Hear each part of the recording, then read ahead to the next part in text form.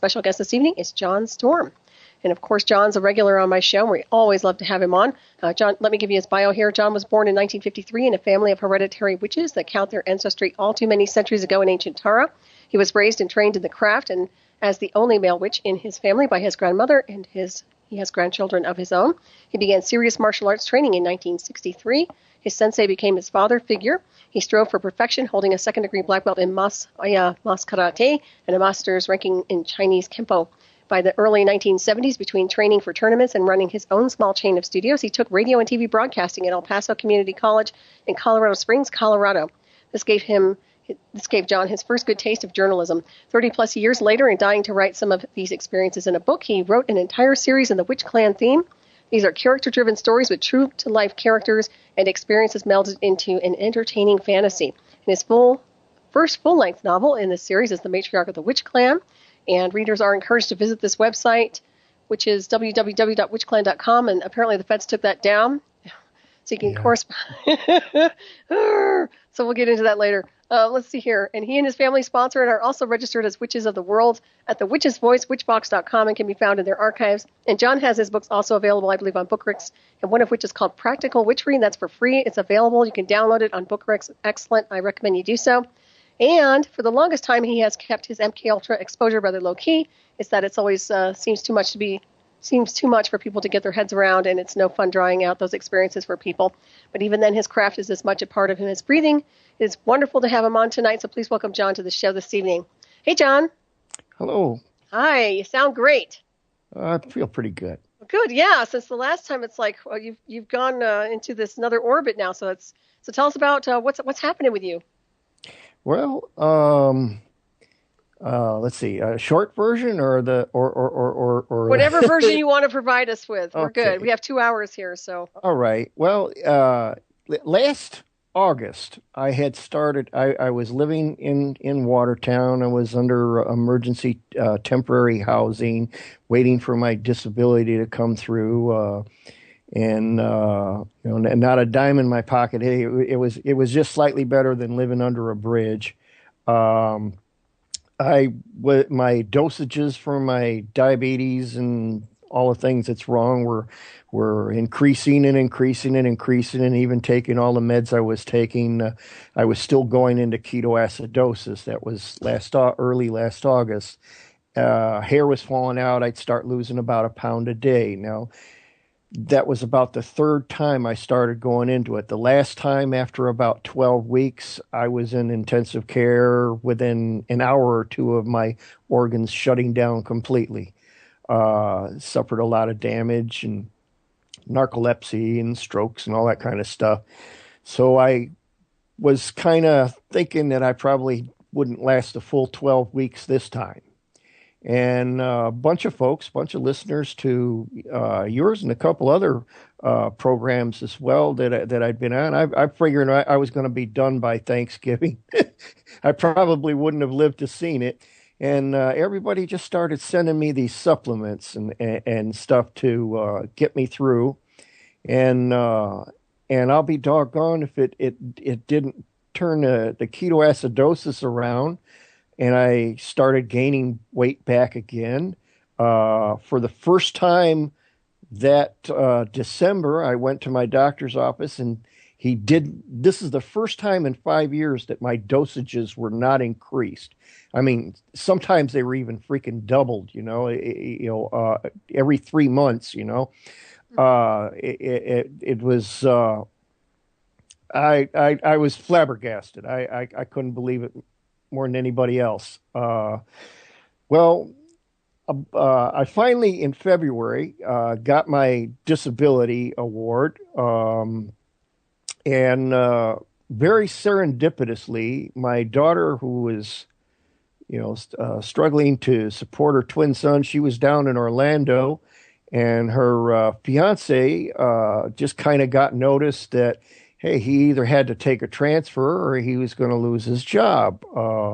And they really preferred that he take the transfer.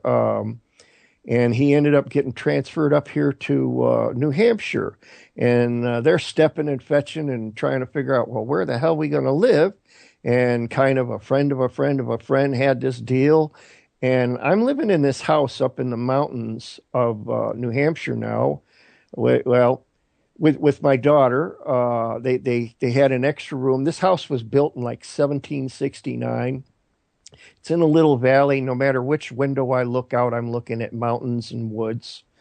Um, uh, and they had just moved in a couple weeks before I got my award and was able to get myself moved down here. So I'm spending time helping homeschool my grandsons, my 10-year-old grandsons. Spending a lot of time with my daughter, who is probably the next best person in the craft that I know. She's the current matriarch of our clan. Um, and the reality is still sinking in on me. Right? Yeah, it's a total transition, but it's so positive, and I'm so happy for you. It's Yeah, awesome. And you sound great, and you look great because I saw you on video the other night when we were talking, and you look excellent. I'm so happy because I was concerned about you, and I know a lot of other listeners were concerned as well. So we're really happy that you're with us and you're okay. yeah, yeah. I'm doing pretty good. I managed to take a little walk the other day, part way up one of the mountains, and came back down without huffing and puffing too bad. I mean, it used to take a lot less to really get me where I'd be hanging on to something for dear life. So I mean, there is improvements. There is, and I'm eating very well too. She's very into a lot of vegan and Mediterranean cooking, so Great. this is really good for my dietary situation and Nice. uh, Yeah. just a great environment. Yeah. If anybody's seen any pictures, I don't know if you posted them on your Facebook page, but Yeah, I yeah, did see them on there. It's a beautiful place, a beautiful location, and yeah, perfect yeah. for you. Good for your energy. Well, Oh, you always say be the unexpected, right? yep, Well, yeah. you know what? Things turn around. It's amazing to me. Magic happens without a doubt, Yeah, doesn't I it? was kind of, for all those years at MK Ultra, I was looking at this whole thing as like a carrot on a stick. I saw, oh, they're yanking my chain, they're yanking my chain. Something's going to happen. They're just got this carrot in front of me, and right at the last minute, they're going to yank this out from under me. And it's kind of like people say, "Well, I'm paranoid." It's kind of like, no, they've done it just about every time in the last 62 years of my life. Mm-hmm. Yeah. Why That's should it be programming. different now? Right. Bam, Yep. it's I, different. I agree with you. It's interesting because that is a program. I think it really is because I have that in the back of my head also a lot Yeah. from that sort of thing. So, well, I'm glad it's all working out for you, and I'm really wonderful. I mean, it's wonderful to have you on the show. But I did want to touch on so many different things tonight. Now, if there's anything in Sure. particular you want to touch on, I know we talked a little bit off air about transitions, and we were talking about the death experience. And there's something that you said I really liked. You talked about the continuation. It's a continuation of our life here on this timeline when we leave. And I wonder if you can Yeah. elaborate a little bit on that. Well, yeah, oftentimes when people talk about the spirit of a thing, they're talking about the core, the heart of the matter, the general inclination of the thing, kind of like the bottom line. And such is true with our own souls. People wonder, well, do I have a soul? And it's like you are a soul, you have a body. Your soul is where that aura of yours emanates from. That's you. The body's just kind of the container. And if you ever seen some Kirlian photography of aura photos and that, you'll know the body's not a really great container for it. You leak out all over the place. Mm-hmm. And finally, when the body can't go on any further, well, the soul moves on. That part of you is eternal. Now, the thing about the transition is well, it's how your soul is inclined. Um, which way your spirit's inclined. Solomon once wrote that a spirit of a man will bear his infirmities. Kind of like these guys, these vets that come home with their legs blown off and they get these little springy things, attached to it. And next thing you know, these suckers are running foot races. It's their spirit that's not beaten. Their body's been hammered up, but their spirit's not beaten. So Solomon says the spirit of a man will bear his infirmities, but a wounded spirit who can bear. And I've seen that in MK Ultra. I've seen when they shock kids a few times too many and they couldn't take it, and those spirits just broke. And the next thing you got is a creature that's going to spend the rest of his life crying and smearing feces on himself in an insane asylum somewhere or institution. Those are what happens to broken spirits. You know, when you see a man hobbling down the street with one leg and just trying his darndest to just do everything for himself, trying to be an independent spirit, there you see a strong spirit in a hammered body. Just the opposite. Well, such is true of our souls. A lot of times in these like paranormal shows, you'll see, people see things about earthbound ghosts, ghosts that's been hanging here, there, or someplace for a very long time.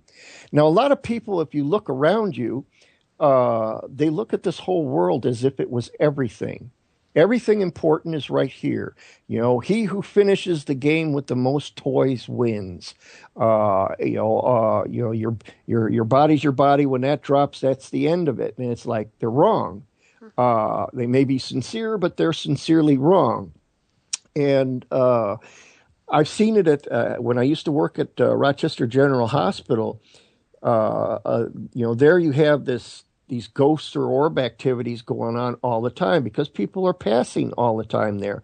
But most of them don't have a clue as to what comes next or what to expect or anything else. And for a little while, they're kind of earthbound. Most of them tend to move on from there. And there's a reason for it, that general inclination of your soul. Some people tend to look upwards. I'm not talking about literally upwards. I'm talking about figuratively upwards. They look out for other people. The most important things in their lives are other souls, other people, and they serve other people and they do good things for other people. They feel good. They feel fulfilled when they're helping other people. And then there's some people that just can't get enough for themselves. Some people like to hurt other people, like to be cruel, like to see them in pain and suffering and everything. And these people got kind of a downward slant to their souls. And once this anchor is dropped, the soul tends to go in the direction it's inclined. Like I said, I'm speaking metaphorically, not literally. I'm not, with me, heaven isn't some place up in the clouds with a cranky old white man sitting on a throne, or hell isn't necessarily a little spot in a cave that's burning with fire with a fellow with horns and a red union suit. Hell is what you make it. And you forge every little last bit of that landscape yourself in your life. Our life is about choices, and we will choose. It is an outward manifestation of what's inside of us that pretty much determines which way we're going to go. And we're not talking about just one of two directions. It's a very multidimensional multiverse. You can go in any direction your heart is inclined, and for an infinite and for an infinite journey. Yet, like I say, we are all eternal. It's just a matter of how and what direction we're going to take it in. So I was pretty much ready, last summer and fall to, go meet my ancestors, and I figured I'd go there proudly. I did my best. It's kind of like, I was dirt poor and I was living in a hovel, but still, I owned my own soul. I didn't give in. I didn't let the government bully me. I'm outnumbered, outgunned, but you still fight. You die fighting. With my own mind, my own heart, my own agenda, not theirs. And I felt that was a win-win situation. I was ready to go out joyfully. It's just, I don't know. I got a reprieve, and I got a better way to live out what I have left of my life, and I like that even better. But it's our inclination, our basic inclination, and that comes from the inside. Even Jesus said, "It's not what goes into a man that defiles him; it's what's come out of him." When you look at people and making some of the decisions in the world, well, you can tell they're pretty corrupt and defiled people. And then you got other people. You got children that come through abusive homes and families and through all kinds of things, and yet somehow or another their heart comes out stronger and purer. You know, they've been dirtied up a little bit, but still that basic spirit inside, that inclination, that core of the matter is still driving towards better things with all the determination in the world. So true. So very true. You know, it's really interesting when you think about the purpose of living on this planet. It seems to me like we go on, we enter onto this world on this timeline where there's much deception, obviously, since the point we enter onto the world. I mean, there's lying, there's all sorts of things that are happening here. And you have to ask yourself, what do you think the real purpose and design work is behind living on this planet?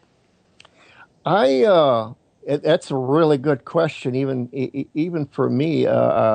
My daughter and I were discussing some of that earlier. I know for a while in my life, I really resented, well, for a long while, I really resented being born and put into the dark place with MK Ultra. You know, when I was younger, it was a dark, very painful place for me, and very defiling. I seen really awful things happen to so many children, and then some, you know, the lucky ones died, and that's a sad truth.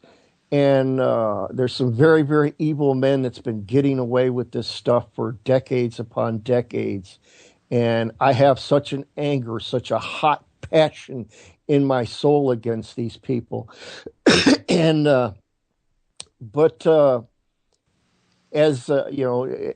As I was getting towards what I was pretty sure was the end, I looked back and there were some things that happened that just, you know, Nietzsche said that which doesn't kill you serves to make you stronger. And somewhere inside, as bad as all of that was, it served me to the good. I do have something to proudly go home to my ancestors with. And I wouldn't have had it, you know, without a perfectly nasty enemy and, you know, a perfectly hideous dragon to fight. You know, there'd be no heroes welcome. Right. You know, so even the bad part worked good. Even the people that were just self-serving and evil as could be, you know, serve to help get me to this point and then beyond. I just got a nice boost, you know, into beyond with a little more power, a little more direction.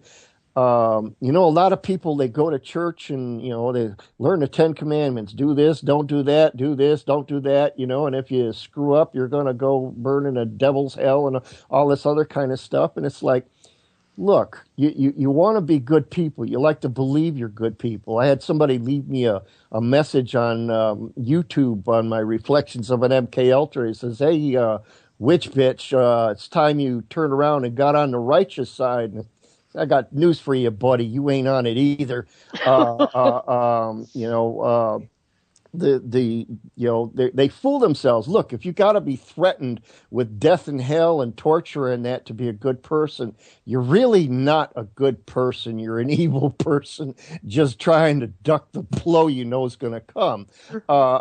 You know, and it didn't make you into a good person. It didn't do anything for you. It's intimidation.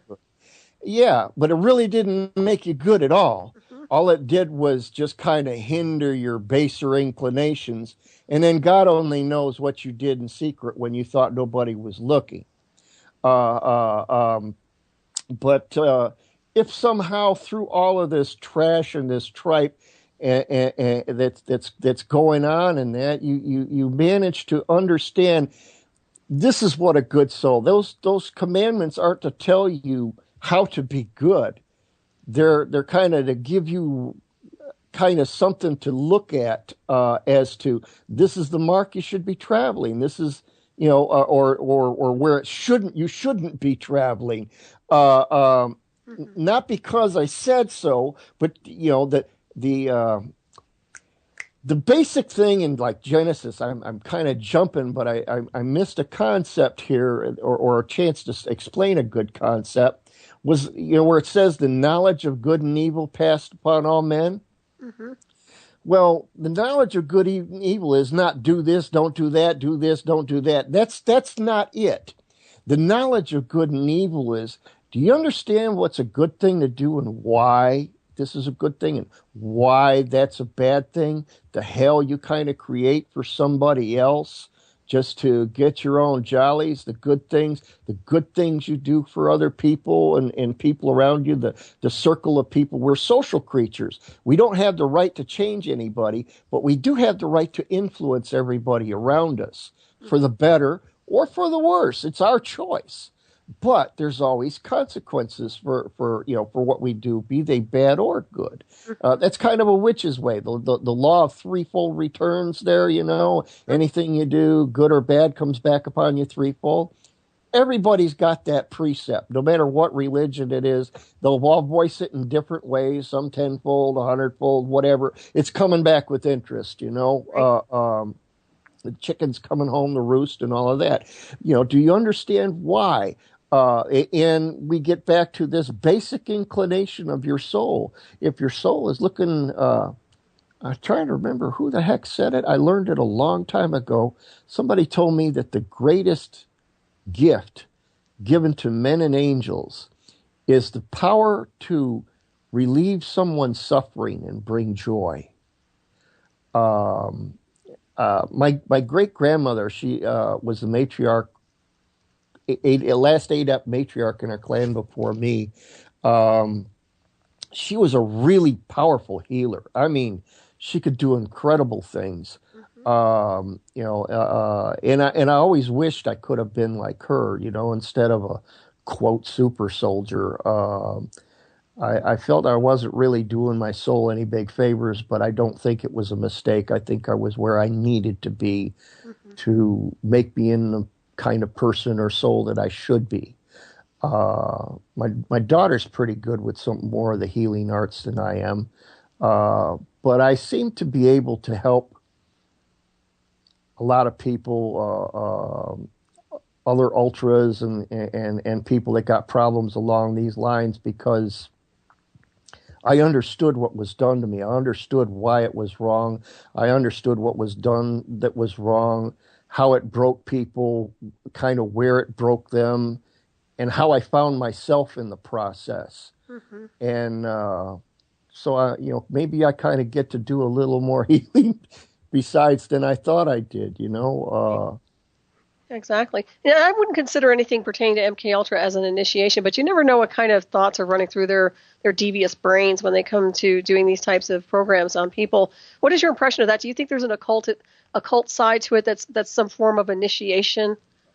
Initiation, like for our benefit?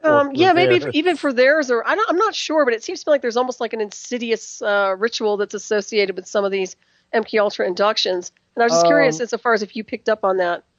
It makes a black mass look like Mr. Rogers' Neighborhood. Thank you. Yeah, that's what I thought. Whereas these people think, they're going in and they're desecrating wafers and wine and screwing somebody on the altar, and this is a slap in God's face. That's nothing. God doesn't treasure anything in that stained glass box. Anything. That's probably one of the biggest abominations sitting on the planet. Just so full of deceit and hypocrisy, and people think just because they're there, it's a good thing, and just based on that alone. But when these people turn around and take children, pure, precious souls, each one of us as a soul is a little piece of, Enoch called him the father of all spirits, the creator. It's kind of like you got two parents. You got a father. My Lord and Lady is the father of all spirits, and my lady is Lady Danu, Mother Earth, Mother Nature. We got elements of both parents. You got a body that when you're done with it turns right back to dirt. Okay, completely biodegradable. Mother will make perfect use of it. You got a spirit that's absolutely eternal. It can't die, can never die. It's impossible for it to die. Any morning, people say, well, God is dead. And it's kind of like, well, what are we doing here? We don't go on without him. It's like, it's like saying the earth has died. What are you breathing? Just can't happen. It's an impossibility. Um, but these people are, the most precious thing to God are pieces of Himself. Those of you that got children, the most precious thing to you are them. So the most precious things to God are you and us, all of us, and these children, these pure souls. It was kind of a, it was kind of, it's been a tradition in our family for many centuries. Way back in the day, witches were the midwives that delivered your babies.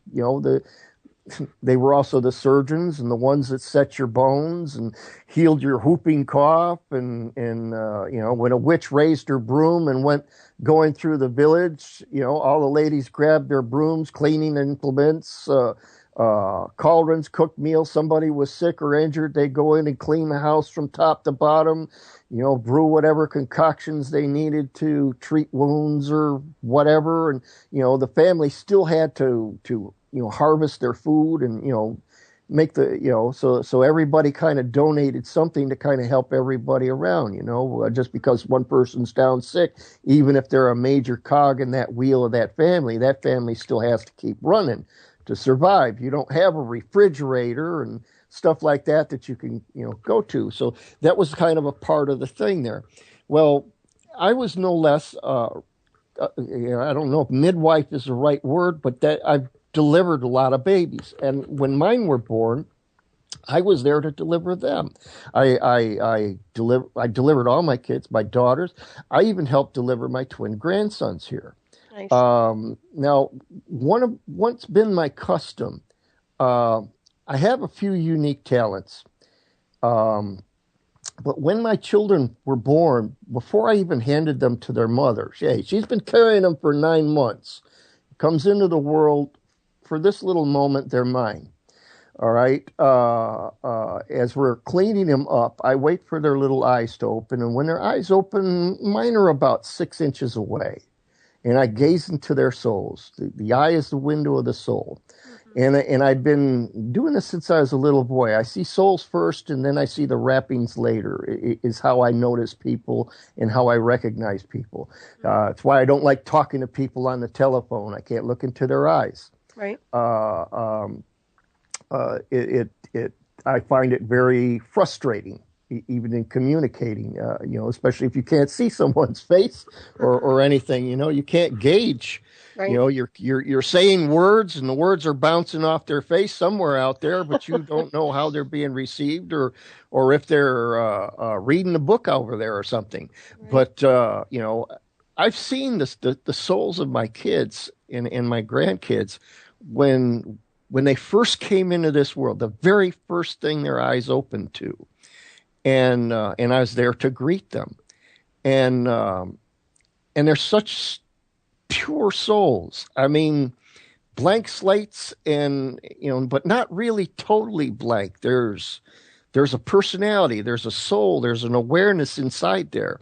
Mm-hmm. And the idea of taking that child and hurting them and twisting them, maybe even not physically, but mentally, emotionally, and spiritually, to do awful things to them. Some of these people are pretty damn sick. There's sexual abuse that happened to a lot of these children, physical abuse, drugs, all kinds of things these are babies. They're little children, and they twist them out of shape to make them into murderers, sex slaves, killers, all kinds of things, or just to see how far they can go with something. Mm-hmm. And to take these souls and to twist them out of shape, to take all of that potential and do all that is probably the biggest abomination before God any Satanist or Luciferian could ever do. Mm-hmm. And they know it. Yep. And they get power from it. But it's a very temporary kind of power because they're going to get a butt whipping for it too. Yeah. Karma's going to come back. And it's kind of like, I don't have to do a thing. I don't have to go looking for revenge. What comes back at them will be better than anything that I can imagine. Right. And it makes you wonder if they even have a soul. That's another thing. I'm wondering, is it really the damnation of them in general? Or, I mean, do they have souls? What do you think about that? Their souls are as twisted as they've done to others. Mm-hmm. They have them. They have an awareness, a consciousness. Right. Now, some of I think some of a lot of us don't like to be called super soldiers. I've seen what I call super soldiers. All right. You ever seen soldiers marching? They tell them which foot to put up at what time. The right foot, the left foot. What? You don't know how to walk? But somebody's got to tell you when to put your left foot forward, when you're right, left, right, everything. Left face, right face, about face, all this kind of stuff. Those are soldiers. Soldiers got to be told everything they do. They got to be given orders. I've seen super soldiers. I've trained some. I used to teach my beginning students, the beginner lesson is expect the unexpected. The advanced student gets be the unexpected. Mm-hmm. Now, when I'm training them, oftentimes I throw them all kinds of curves. I do not throw them what they expect. I'm always keeping them outside of their comfort zone and trying to get them used to or getting comfortable outside of their comfort zone or getting confident outside of it anyway. Mm-hmm. And the problem with the soldiers, these are they did a lot of us and made us like geniuses. And so we could be tacticians right on the spot. We have a goal. However we get that goal, we may have to change strategies because different things happen. They're not just sitting there lined up for you to come and knock down like toy soldiers. They're moving about. They got plans of their own. So you have to adjust yours. Mm-hmm. And the problem with soldiers, or even the super soldiers, is if we threw things at them, they're expecting to find the enemy in such and such a place. They got to wait for orders. Mm-hmm. Now, my experience in the field is there's two types of people in the field, the quick and the dead. You stop for any reason. You just keep moving. You change direction, but you never stop. You never look about for orders. You just continue on with the goal. You don't stop for a minute, because that's when the enemy can get a bead on you. That's about the time somebody's rifle sights line up and the trigger gets pulled, and you just died for your country. Mm-hmm. Right. Yep. Absolutely. Wow. Yeah, that's so very true. And there's this. A lot of people will say, well, you have to forgive, and I can honestly tell you, I don't really think I can do that. And I don't think it's my place in some things. In some things, yeah. I think it's a good way to be, mm-hmm. The best way to be. I like to have a really pure heart about it. I don't like it to be lip service. Mm-hmm. But in some places, some of the crimes that they've done aren't against you. They're even for the most, especially with a lot of these Luciferian types, their crimes are against God, and that's where they aim them at. That's that whole, that whole rebel thing is just to be one big offense and to get all they want and just kind of get as dirty as they want. And there's people to this day taking baths in blood, and it's not chicken blood or beef blood or anything like that, and not that that's good either. Right.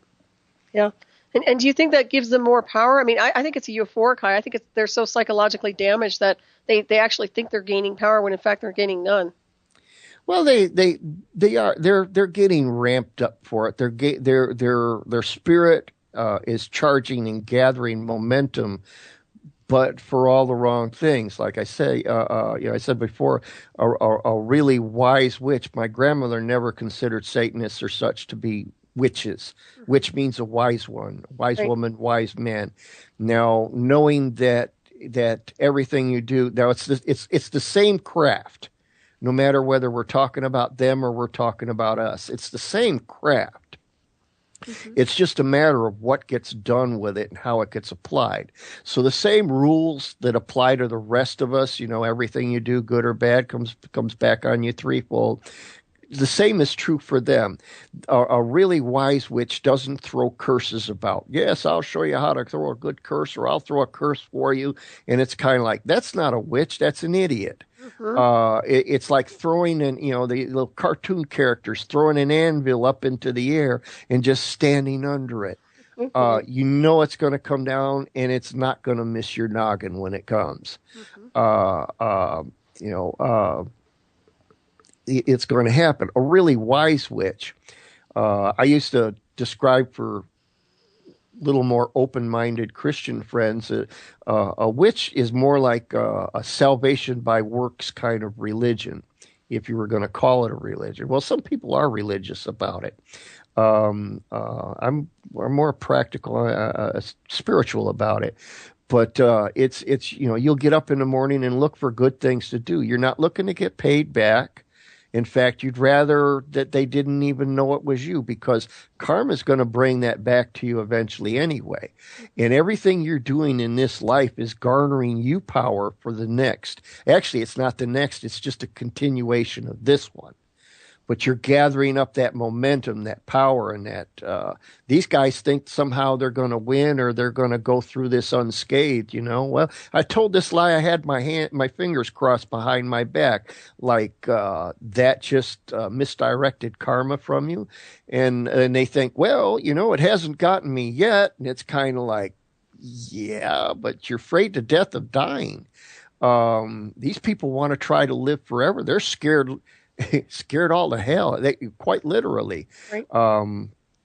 They've been trying to find ways to download their souls or their minds into a computer, or when they try erasing these children, basically they're looking for body donors. And I mean, they were doing that back in the 60s.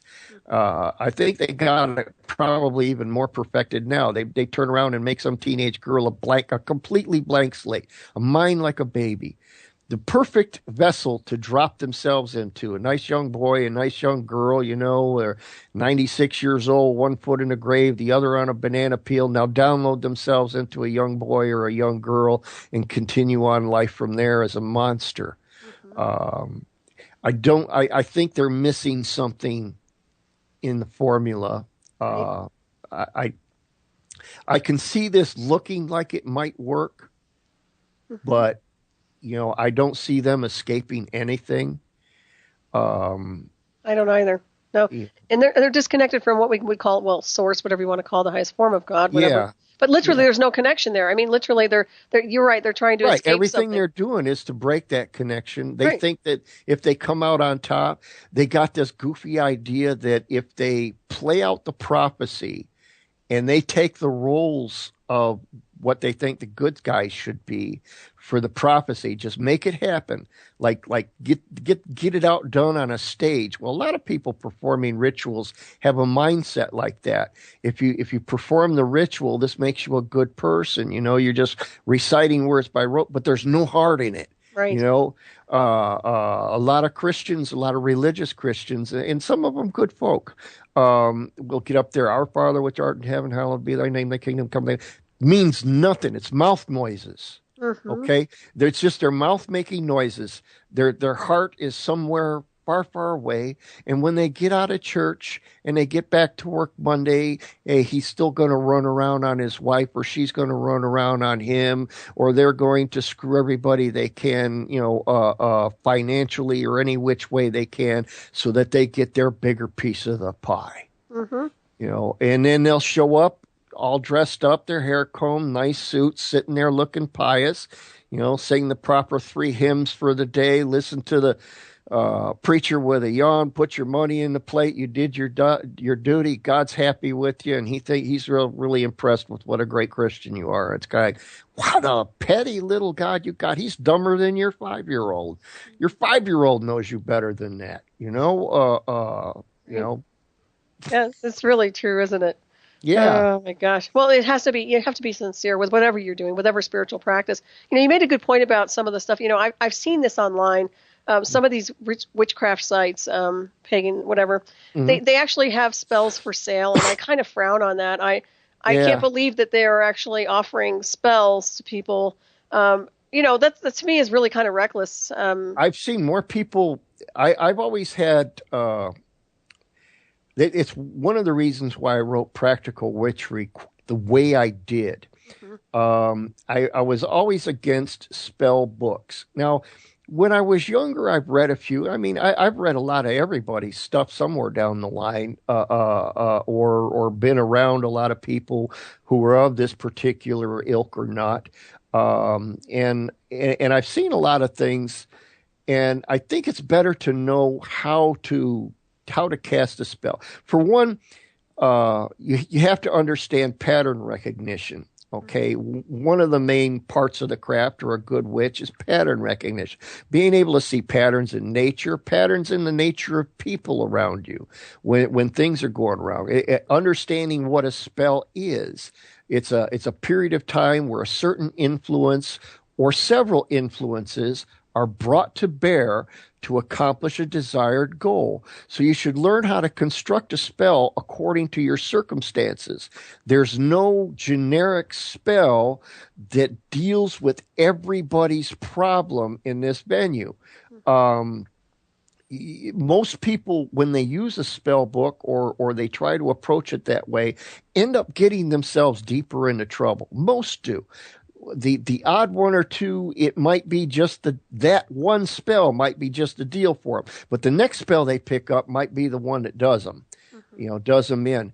And I've bailed a lot of people out of problems like that, and I really don't like it. It's, for instance, a lady, a woman suspects her husband is running out on her, and he might be. He's running around on her. So let's find a little solution, an influence that pushes him or pushes things into a desired goal. Okay, she wants to make him stop running around on her. All right. Now she may turn around and say, "Okay, you've done this. You sleep on the couch," and it's kind of like, for some, that might be the point where he realizes how lonely he is without her. For others, that might be the thing to push him further into that woman's arms, that other woman's arms. Now that can still go a couple ways. Either A, you're better off without him. Now he's her problem instead of yours, or you just you just hurt yourself. You took a generic.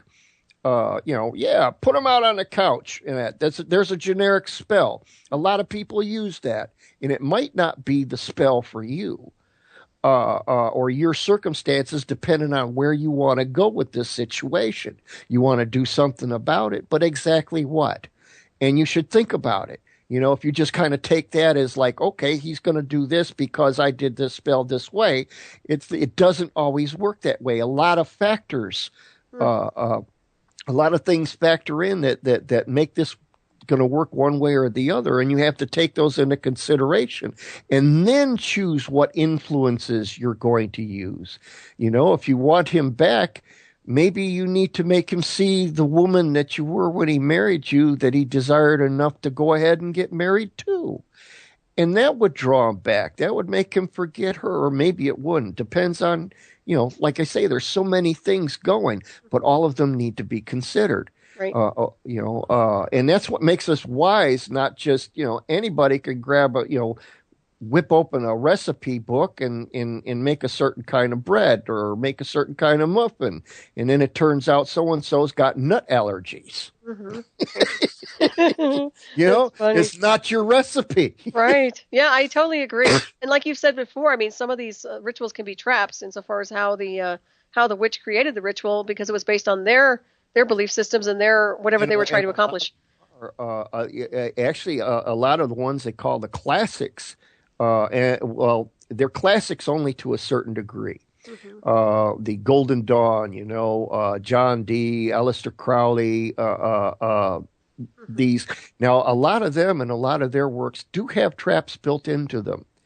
Mm-hmm. And they were all diabolical, man. It's kind of, well, did they know it? And it's kind of like, I doubt they didn't. Mm-hmm. Right. They would give you things to call on certain demons to bring them about. Now, there's a really strong piece of information missing in that. A lot of people get out, they get into this ritual ceremonial magic, and I'm not putting ceremonial magic down. Mm-hmm. I'm Now, they're standing in this pentagram, okay? And the pentagram's got the name of God in it. Now, you know your aura stands out a ways from you. If a spiritual creature comes into the room, the first thing he notices is the spirit already in the room. You are a spirit. Right. And you're standing in this circle of salt. It's a crystal. It vibrates, it emanates, it resonates with the energy put into it. You just put down a pentagram in the name of God. It's resonating with that energy that was done with intent. Now, it's coloring your aura.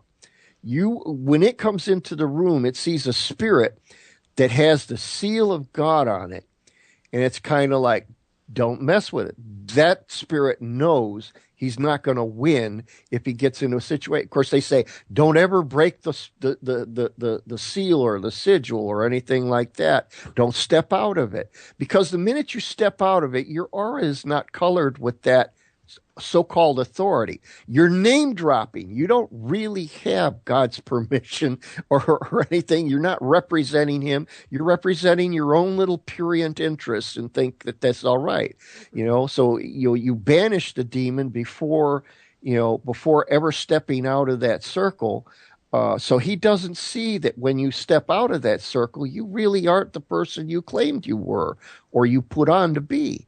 Then otherwise you become something known in the magical world as lunch, demon fodder, So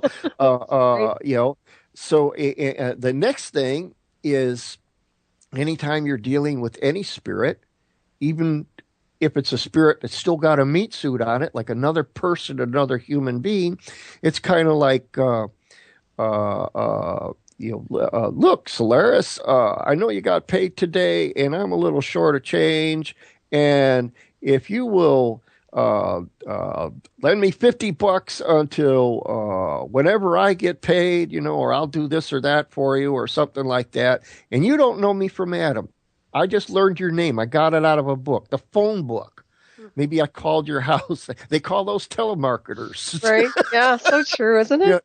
Yeah. And I call you and I ask you this. Now, we have no relationship. I'm a stranger calling you. I know your name and I'm using it. Now, do I have a right?